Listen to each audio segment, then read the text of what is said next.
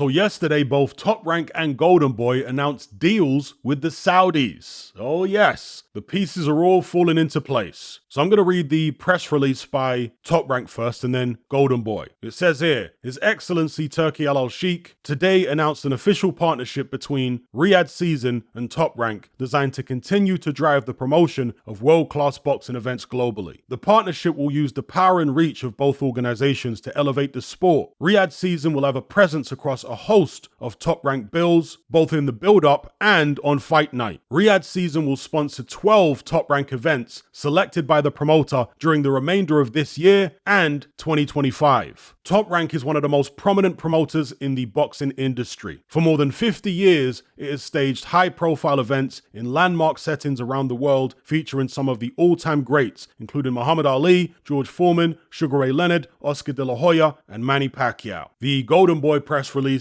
says similar. The collaboration between both organizations will begin with the interim WBC Super Welterweight World Championship clash between current interim champion Serhiy Boachuk and the undefeated Virgil Ortiz on Saturday, August 10 at Michelob Ultra Arena at Mandalay Bay Resort in Las Vegas. The agreement solidifies Goldenboy and Riyadh Season's commitment to elevating the sport of boxing by leveraging the strengths of both entities. Riyadh Season in the past year has hosted a string of world-class and innovative cards, including the first undisputed heavyweight title fight in the 21st century between Alexander Usyk and Tyson Fury. Alright, so there you have it. Goldenboy and Top Rank are now seemingly underneath the Saudi Riyadh Season umbrella. It's all taking shape. With Top Rank, they announced that Riyadh Season will sponsor 12 of their events, covering the remainder of this year and 2025, but they didn't disclose the number of Goldenboy events they'd be involved in. So we'll have to wait and see about that. This will hopefully continue to remove a lot of the politics that we've seen in the past between these promoters, and therefore allow the fights that the fans want to see to be delivered more frequently. One interesting thing, though, is the fact that this upcoming fight on August 3rd in LA will not be broadcast on DAZN, at least not in the US. It'll be on ESPN Plus, because people were assuming that DAZN is going to be the broadcaster for all these Riyadh Season shows now. Not the case, it seems, at least not yet. I know in the UK, and it may be the case in other territories, I'm not sure, the August 3rd card will be on DAZN. But in America, no, it's ESPN Plus. Anyway, it weren't so long ago that Oscar De La Hoya was talking about how the Saudi involvement in boxing was bad for the sport. You guys remember that? And here he is doing a deal with him.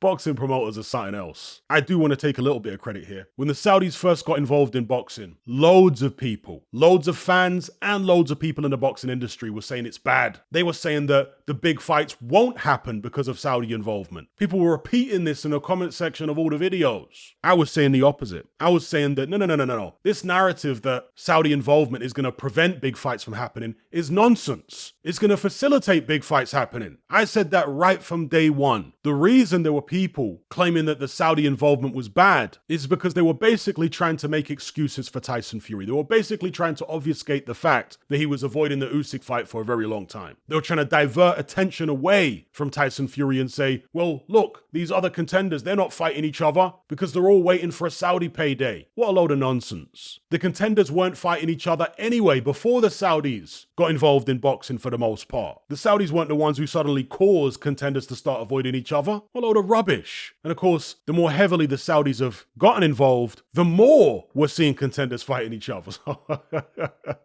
I mean, it was obvious this was going to happen to me all along, but it never fails to amaze me the lengths that people will go to defend certain fighters. They'd rather trash the entire sport than have their favorite fighter take the blame that they deserve. They'd rather spread the blame around a little bit and make out as though everyone else is just as bad as their favorite fighter when that's not the case at all. And when I say just as bad, I'm not talking about in terms of their fighting ability. I'm talking about in terms of their lies, manipulation, avoiding fights, dragging fights out, kicking the can down the road, so on and so forth. Anyway, I'll leave it there. Let me know what you guys think about Top Rank and Goldenboy doing deals with the Saudis. And before I go, I just want to tell you about this week's non-boxing content. I uploaded this video. It's about an hour and a half long, where I'm covering several different topics. I analyzed the incident with the Donald the other day. You guys know what I'm talking about. I talk about the female screw who was screwing around with an inmate, literally.